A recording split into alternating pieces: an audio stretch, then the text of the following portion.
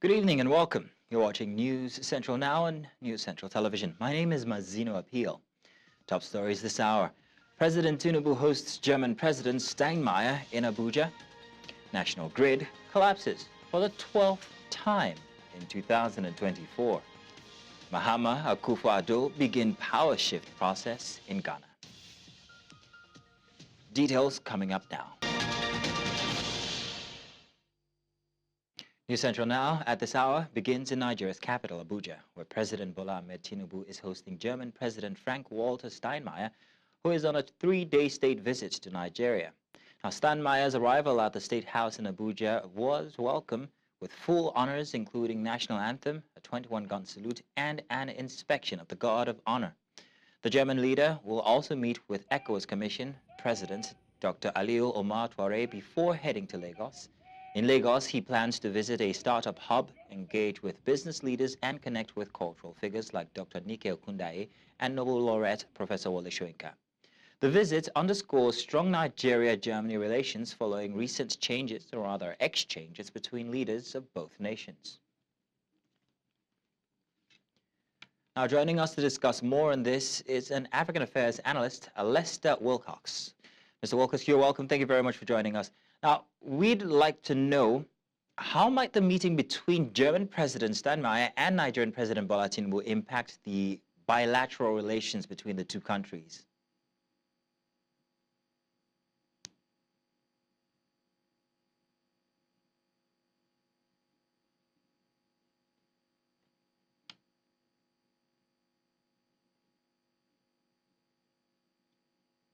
Now, Wilcox, we're going to ask you to unmute because I think your device might be muted. Yes, thank you very much. If you start over again, please. Can you hear me? Can you hear me now? Yes, I can. Go ahead. Okay. I said Nigeria and Germany has had a very wonderful relationship. Germany is one of the less aggressive countries in terms of geopolitics. They rather look towards trade and bilateral relationship than looking at geopolitical influence, unlike China, USA, and other European countries. I think that has been one of the hallmarks of the Germans. Don't forget that Nigeria has a lot of interest in Germany because of our electricity, our power needs. The last administration had a lot of interaction with the Germans through Siemens in order to provide stable power supply. I want to believe that this visit of the German president to Nigeria, it's in furtherance of that relationship, which has gone very far before the exit of the last administration. So I think power issue will feature significantly in these discussions, and I see this visit more as a business trip than any other geopolitical interest trip. Now, Alessa, I want to say thank you very much for bringing up power and electricity. So I'm wondering what role you think that Germany could play in addressing the environmental and also social challenges being faced by megacities like Lagos, especially in terms of urban development. And of course, that also includes utilities like electricity, for instance, and other things. Well, I don't know very much how much Germany is offering the city of Lagos, but for them to visit Lagos, it means there is something in the offing. Germany is a it's a heavily industrialized nation, and it's one of the countries that are championing climate issues.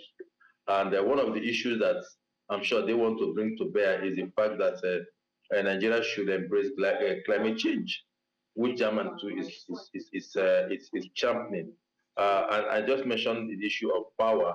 I'm sure Germany would want to be offering us clean energy other than the conventional energy that we are going through.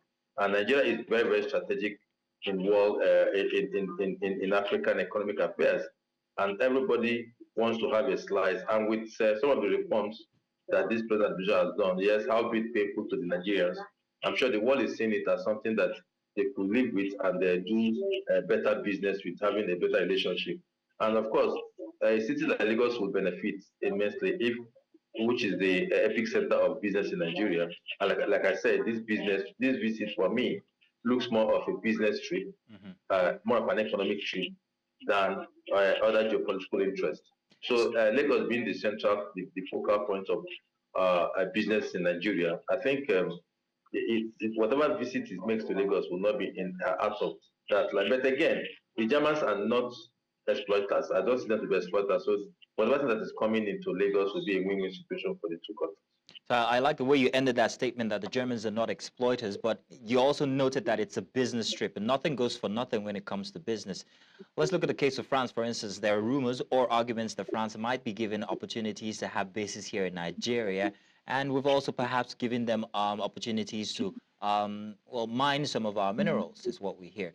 Now, in the case of Germany, what could we expect? What would Nigeria be given back?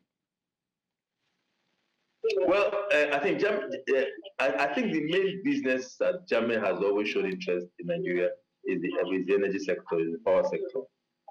And of course, anybody that gets it right will reap the full benefits of. Nigeria is a very populous country. We are still grappling with the issue of power. And so if the Germans can leave other aspects, other angles, and face squarely the power sector, which, like I said, the last administration in Nigeria, that's the President Muhammadu Buhari administration, had a lot of standing relationship and signed a lot of bilateral interest and relationship. And so, but a lot of money has been committed to the power, to the energy sector with the Germans. So it's a like you said, yes. I mean, nothing goes for nothing. Nigeria will want the capital inflow for the Germans to come in with their money to establish, to help those develop in those areas. Of course, they make profit out of it. So, and like I said, they're not exploiters like most other Asians and other people. They are mainly guided by a lot of a higher level of code of conduct. I mean, that has shown in most of their activities within Germany, and that's why Germany is respected. So one would be happy that they should come in. They should have a very, very good relationship with Nigeria at this time, especially, like you say, with the city of Lagos that is grappling with a lot of infrastructure deficit that needs new funds to come in order to improve some of the facilities that we have in Lagos. Lagos is decaying, like you can see, and so it's only when fresh investment comes in that I think, and is well managed, that I think some of these our challenges that we have in Lagos today will be addressed squarely. So, and the Germans will be good partners in that respect. Okay, so let's look at impact on businesses with this relationship, Nigeria-Germany. Given that Germany's economic influence, what potential outcome could arise from Steinmeier's interactions with business representatives? Like we noted earlier, he's going to be coming to Lagos to visit a startup hub. So what could we see here? Oh, well, I've just said that anywhere that there's business, there's spin-offs, and there's money to be made. Of course, if Germans comes in with their money, you also know that there'll be a lot of spin-offs from whatever investment they're going to make. There'll be a lot of employment.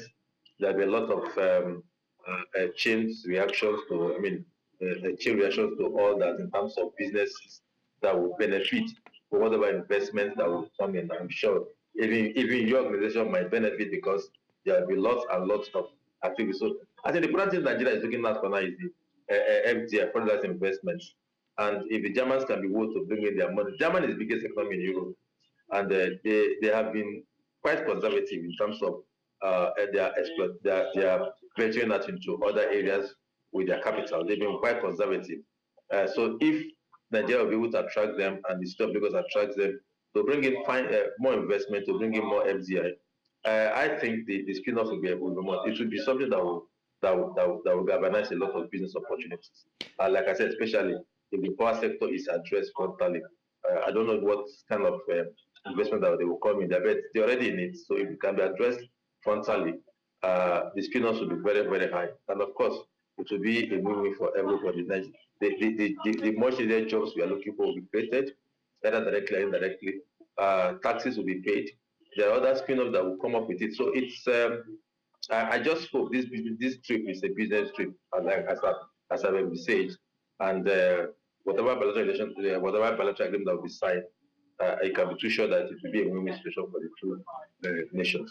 Hello, Lester. Mr. Wilcox, thank you very much for joining us this evening for the news. Thank you. Thanks for having me. It's always my pleasure. Thank you. Now, away from that, Senate President Godswill Akpabio has declared the seat of Senator Monday Okpebholo representing Edo Central Senatorial District vacant. This comes as Senator Okpebholo bids farewell to the 10th Senate following his election as Governor of Edo State. Akpabio also asked the Independent National Electoral Commission to conduct elections as soon as possible to fill the vacant seat. This move is aimed at ensuring that the people of Edo Central Senatorial District continue to have representation in the Senate.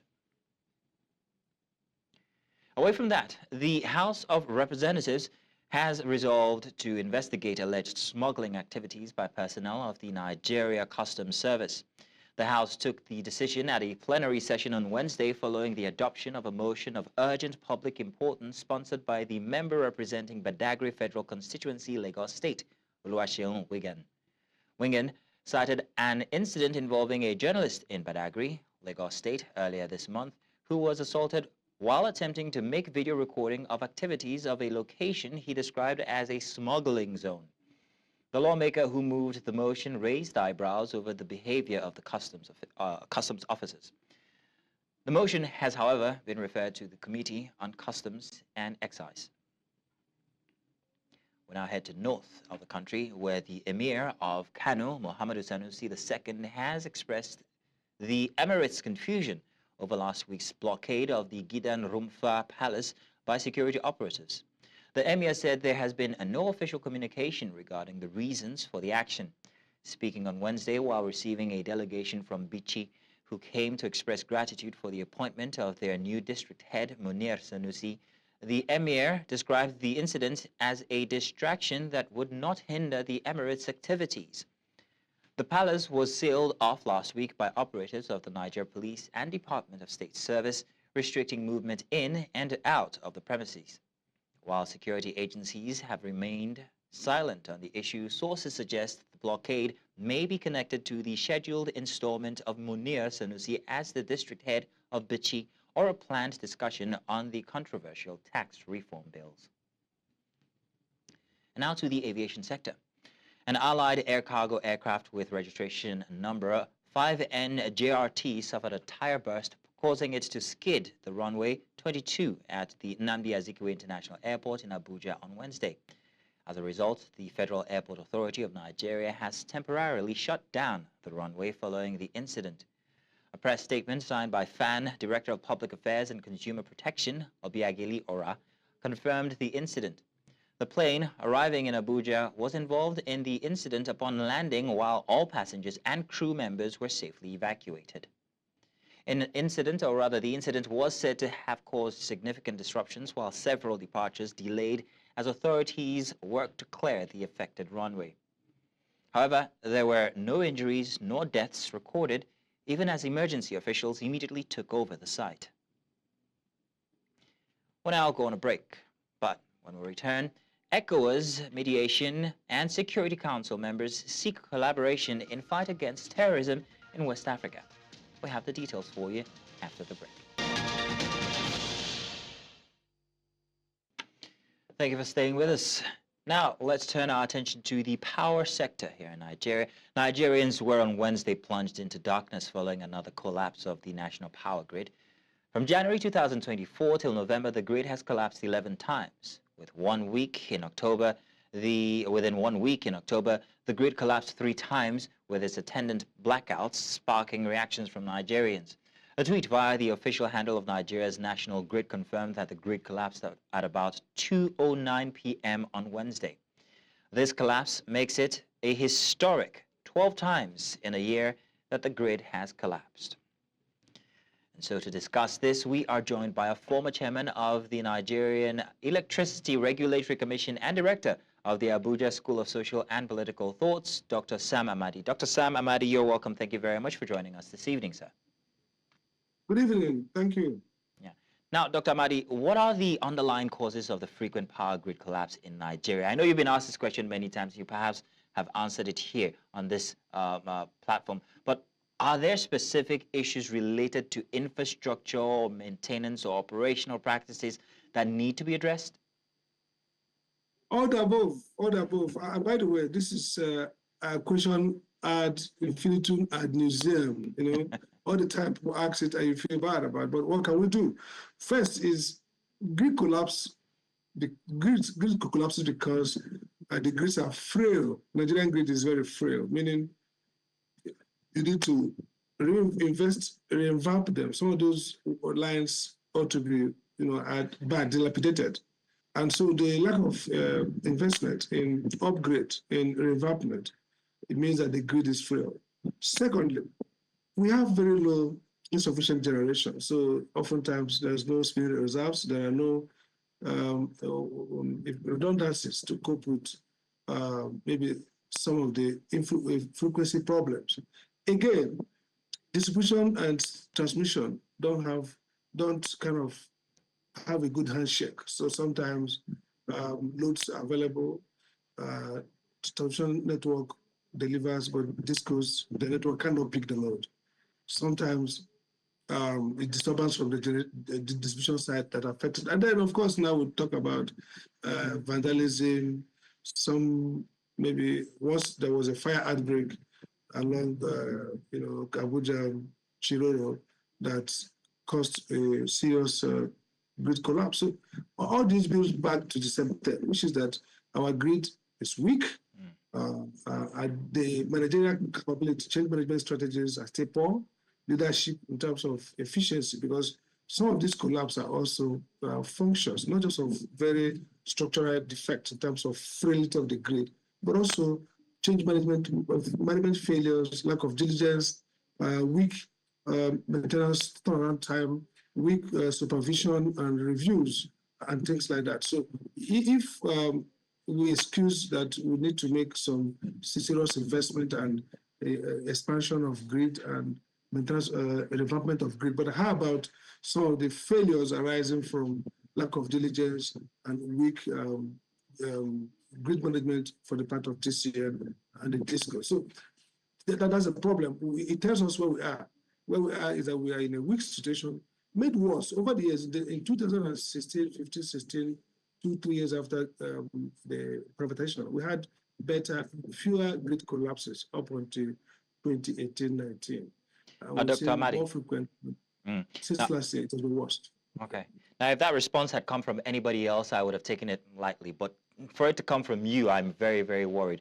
But noting all these factors that are plaguing the grid system or our infrastructure, do you know how this affects Nigerian businesses, the economy generally, small businesses that rely very heavily on electricity, for instance, and also the manufacturing industry?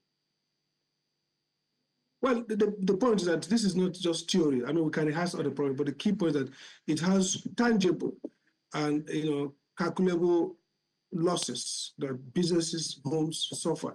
Look, it might look, we don't want to be theatrical, but there could be people who are on life support, who are on very serious surgical treatments, and a few cases reported of fatalities arising from the light going out and maybe no backup system. You can imagine if you do some research and look at the extent of welfare loss that Nigerians suffer, either because they don't have enough power to do the basic things, healthcare, education, food preservation. Now look at the agro sector, the whole value chain from agriculture to storage, from the farm to storage to transport. They rely a lot on electricity. So the failure has impact on yield and on agro business, small and medium enterprises.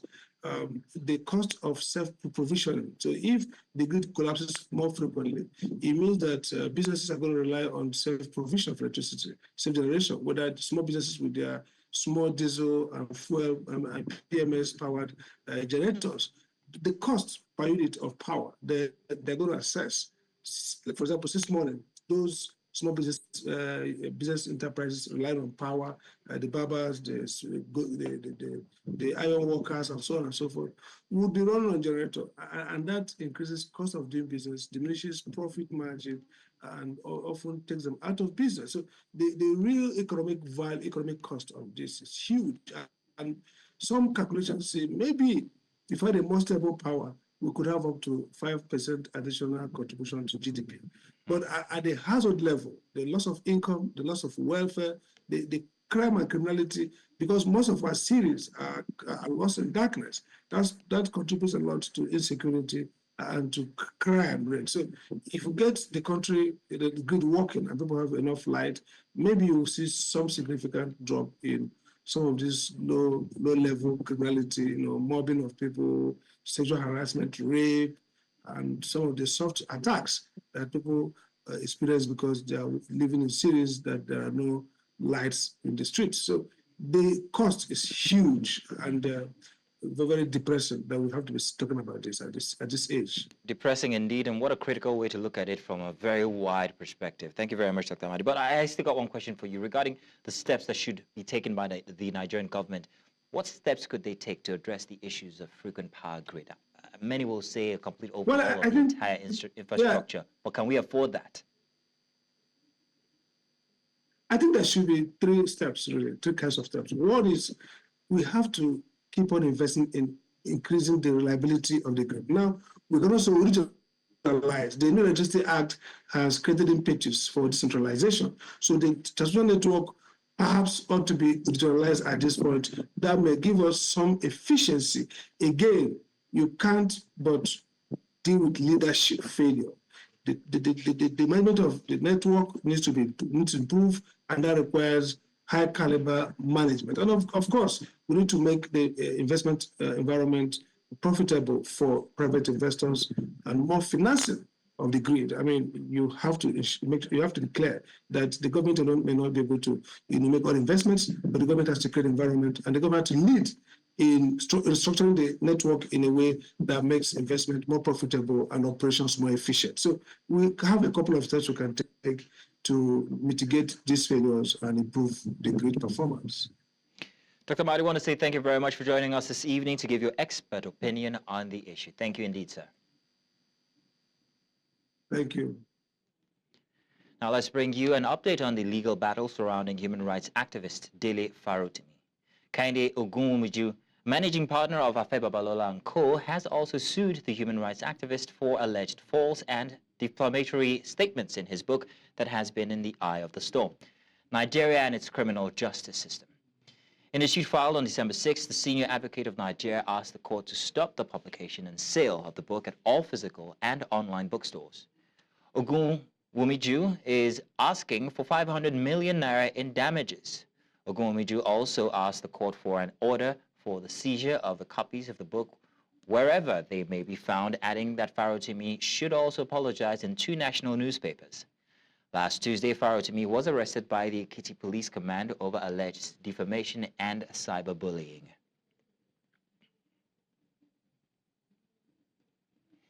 Staying with the courts now, a federal Capital Territory High Court in Abuja has ordered the remand of former Kogi State Governor Yahaya Bello at the Kuje Correctional Center over allegations of 110 billion naira fraud.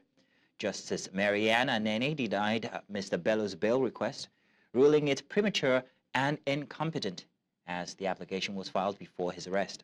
Bello was initially held by the EFCC but will now remain in Kuje until his trial begins on January 29, 2025. Meanwhile, his co-defendants, Umar Oricha and Abdul Salam Hudu, were granted bail of 300 million naira each with 2 sureties. The court also rescheduled February 25 and 27 for the continuation of the trial. Earlier, a public affairs analyst, Justice Ojieno, shared his thoughts on the development.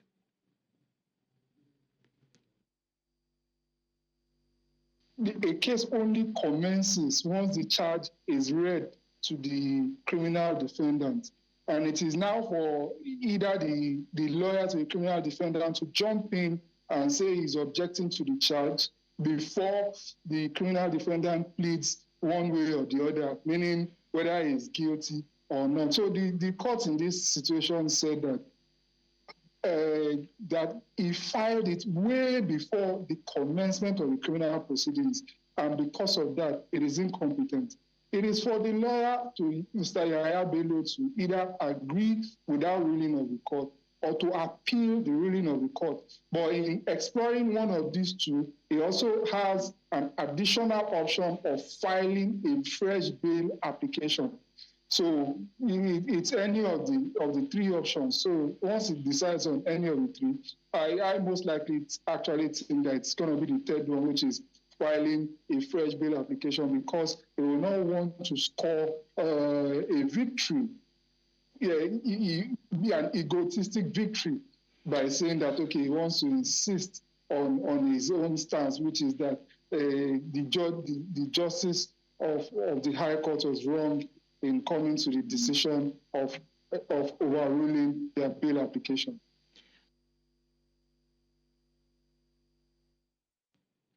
The Organization of the Petroleum Exporting Countries has appointed Ademola Adeyemi Barrow as the chairman of its Board of Governors for 2025. Adeyemi Barrow was also appointed as Nigeria's OPEC governor for next year. INEC Okpebholo, Minister of State for Petroleum Resources, said Adeyemi Barrow's appointment was confirmed at the 189th meeting of the OPEC conference. In a statement by his media aide, Nemeka Okafor, the minister hailed Adeyemi Barrow's elevation as a testament to Nigeria's active contributions to the global oil industry. Okpebholo added that the appointment provides Nigeria with a vital platform to advocate balanced energy policies that benefit oil producers, consumers, and the global economy. And now to politics. The immediate past Deputy President of the Senate, Senator Omo Agege, has berated successive PDP-led government in Delta State, saying that there has not been serious governance in the state since Chief James Ibori left office in 2007. Omo Agege decried the underdevelopment of the rich Niger Delta State despite the huge revenue that has accrued from the Federation account as a result of 13% derivative and internally generated revenue, which he said has not been translated to the infrastructural and economic development of the state. The Delta State APC leader stated this on Tuesday at Ogara, Ethiop West local government area of the state, where he officially became, or rather welcomed, Eriatake Ibori and other supporters, including former top PDP leaders who defected to the APC. News Central's correspondent, Asin Azu, who was there, has more inside this report. Ogara, Delta State, South Nigeria, often be referred to as the political mecca of Delta politics, is agog as APC national leaders and states all converged on the Ogara Township Stadium to welcome Iratake Ibori, member representing Ethiop Federal Constituency in the House of Representatives, who defected alongside her supporters, including former top PDP leaders from the PDP to APC of the ruling party in Nigeria.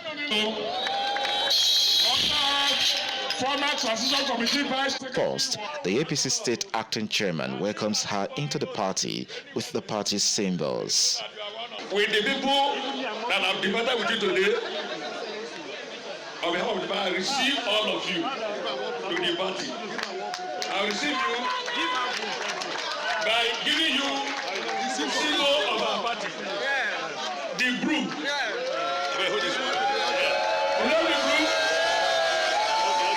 Ibori Swenu, who spoke alongside other decampees, said they have found lights in APC.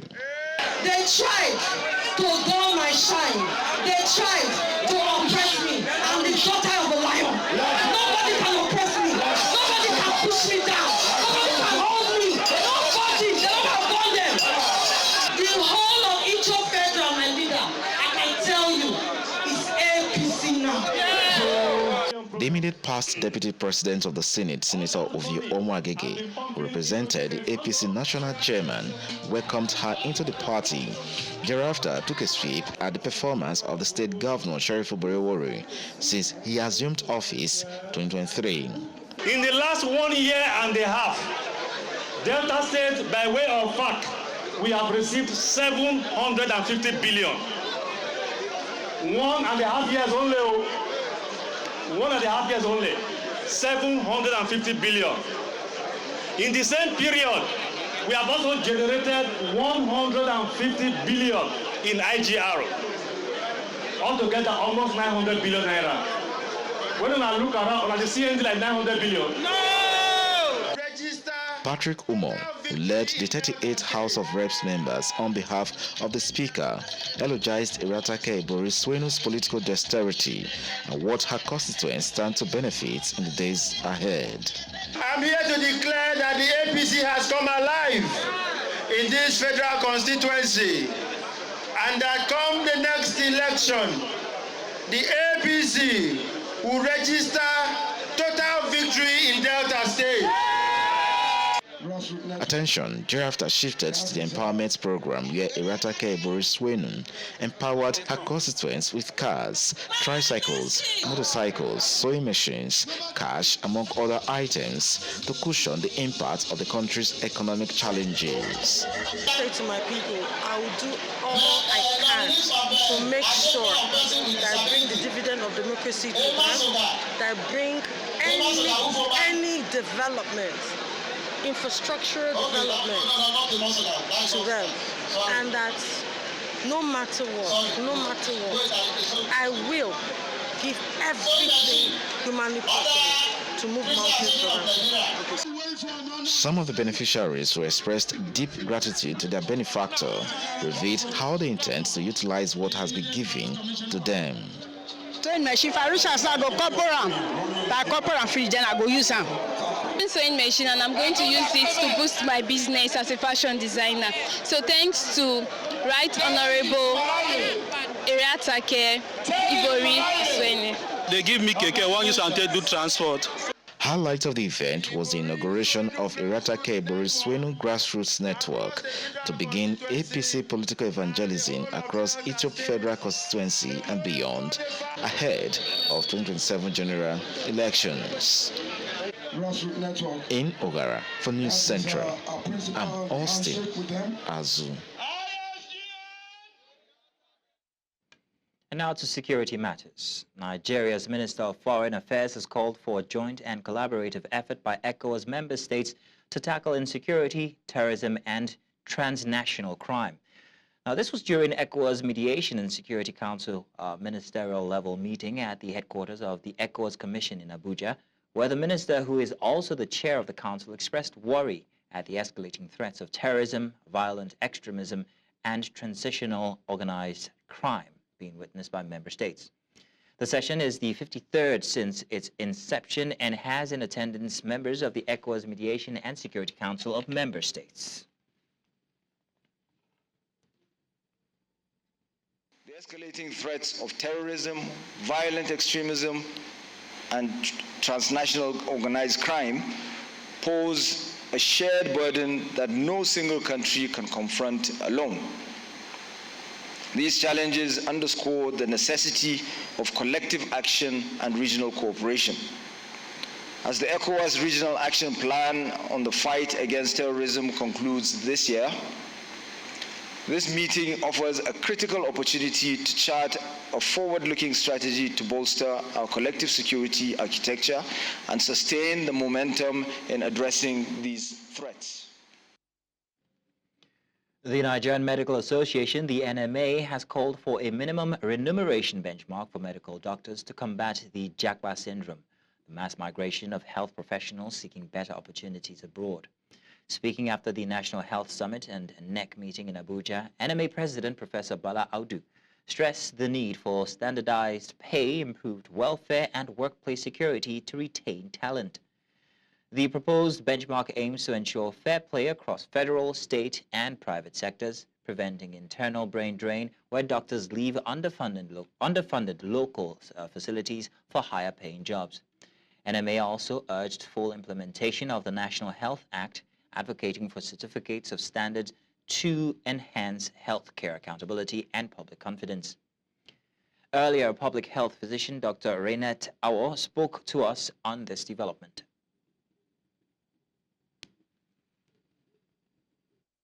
One, I think it's a step in the positive direction. It may not necessarily be the only strategy that may be needed, but I think it's going to be a pivotal step in helping in retention, especially as we all know that if our federal hospitals have or are benefiting more when it comes to resource allocations and all that, when it comes to salary benchmarks, remuneration, and welfare packages generally is tilted more in favor of the federal. But I think standardizing this pay across would, to an extent, create an equitable salary structure where even the state and private hospitals and healthcare workers can find reasons to want to work in those areas. So I think generally it's a step in the right.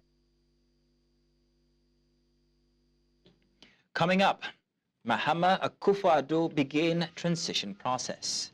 We'll have the details for you when we get back.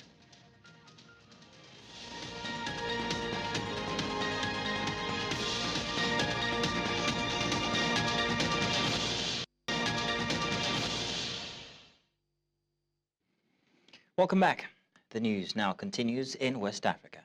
President-elect John Dramani Mahama and Vice President-elect Professor Nana Jane Opoku-Agyeman met outgoing President Nana Akufo-Addo at Jubilee House on Wednesday to begin the power transition process.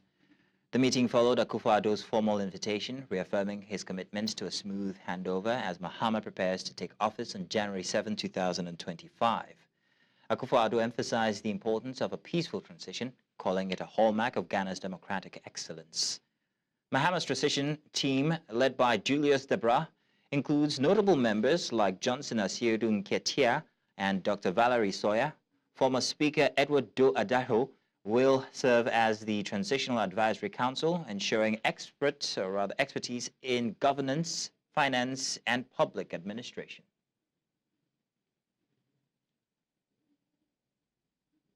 The will of the people, which respects human rights and the rule of law, and where we are all secure in our daily lives. We've spoken a little bit about the issues that have occurred, the seeming lawlessness that has taken place over the thing, and I express my happiness at his intervention yesterday in speaking to the country about what was going on, and the reinforcing of the authority of the state to make sure that these matters are dealt with. So this is the reason why he's here, and I thought we should give you a brief outcome of the visit. It has been a very warm and constructive feeling. The President and I have known each other for nearly 20 years. Yes. We met in Parliament in 1997 and have remained good friends ever since. So that's what has happened. Mr. President, thank you. Elect. Yeah, thank you very much, Mr. President. As I said when I spoke after the declaration of results, I mentioned that His Excellency the President had given me a call to congratulate me. And so I had the opportunity to thank him this morning for being that gracious to give me that call. We had a very cordial meeting. At the time he called, he suggested 11 a.m. this morning to have the preliminary meeting towards setting up the transitional team. And that meeting has just ended, was very cordial. And I think we were very happy to be together. Mr. President has given me a brief on the security situation, both internal and external, and also a short brief on issues to do with the economy. Of course, the transitional teams will drill down further into these matters, but I am happy at the assurance he's giving us that we're going to work together in the interest of Ghana to ensure a seamless transition. And I believe that even after that transition, it will be necessary for us to continue to keep a channel of communication so that Ghana's democratic credentials are consolidated and we all work together in the national interest.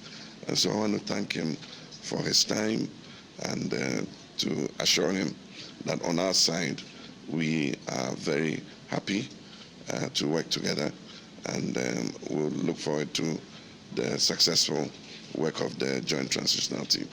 I thank you all very much. Thank you very much. There will be no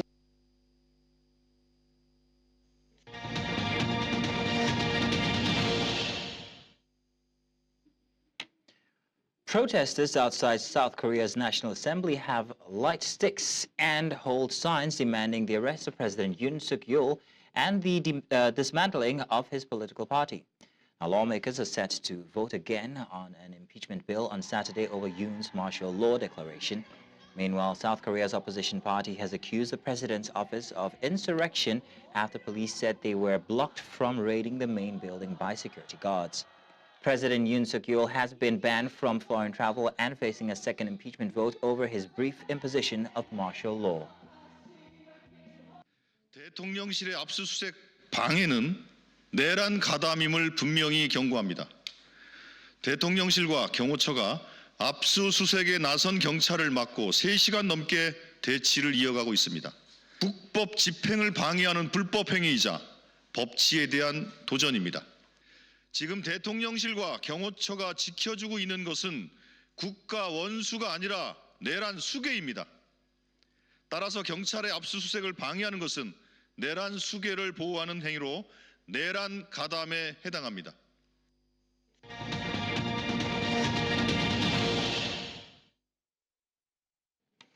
Nigerian authorities are ramping up their investigation into the major security breach that impacted Flutterwave in October 2023.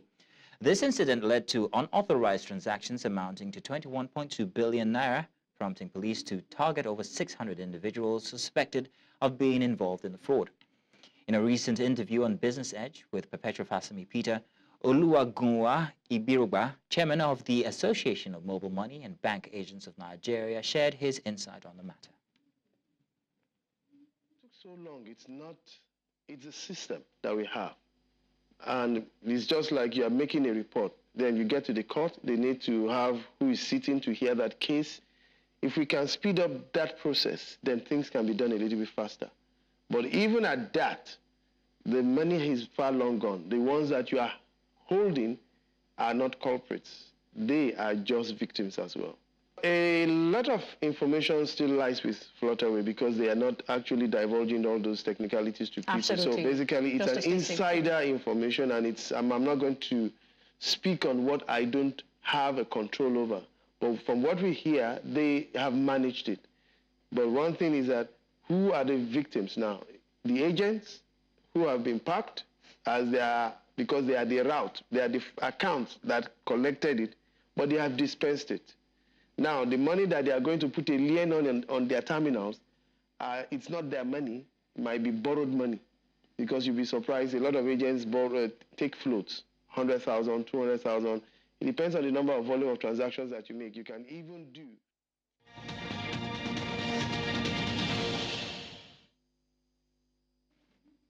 Now, the president of British fencing, Patricia Ayenuru, will be one of the officials attending the 2024 Men's Junior EP Fencing World Cup, scheduled for the 14th and till the 15th of December at the Chatter House, Lagos.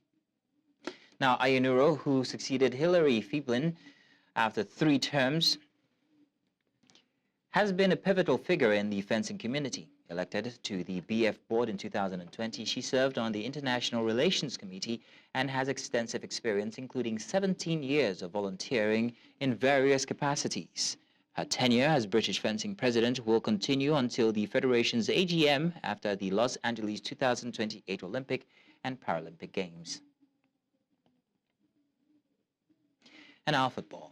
Nigeria international goalkeeper Maduka Okoye has successfully undergone surgery to repair a wrist injury.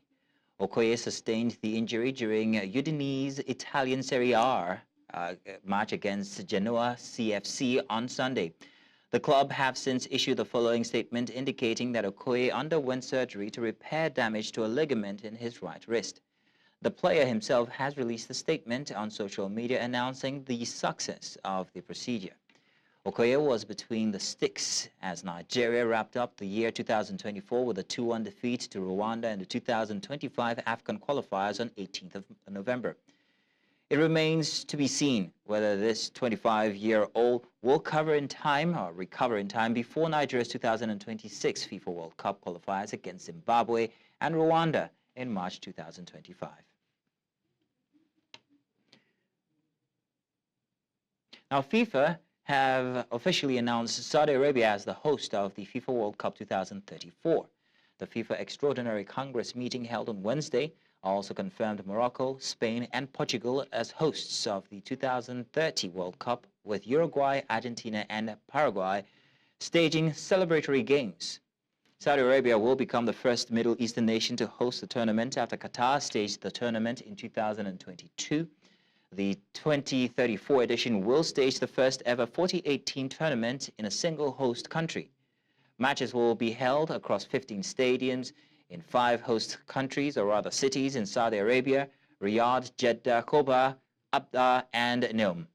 Riyadh's King Salman Stadium, with a 92,000 spectator capacity, is expected to be the venue for the opening and final matches once constructed. Now, China has jailed 2 more former top football officials for bribery on Wednesday, following a sweeping crackdown on corruption in the domestic game. Liu Yi, who was Secretary General of the Chinese Football Association, was handed an 11-year sentence and fined 3.6 million yuan for taking bribes, according to a court in central Hubei province. A separate court also in the same province jailed former head of the CFA's referees management official Tan Hai for 6.5 years and mandated a 200,000 won fine. Chinese President Xi Jinping has waged an unrelenting campaign against corruption since coming to power over a decade ago. Proponents say the policy promotes clean governance, but others say it also serves as a means for Xi to purge political rivals. And that's all this hour. But before we go, let's take another look at some of the major stories we brought your way.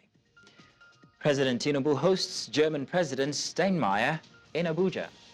And National Grid collapses for the 12th time in 2024. We also told you that Mahama Akufo-Addo begin power shifts process in Ghana. Thank you very much for watching News Central Live. Remember, you can also watch on DSTV channel 422, Star Times channel 274, Avo TV, and of course on YouTube. Many thanks for watching. My name is Mazino Appeal.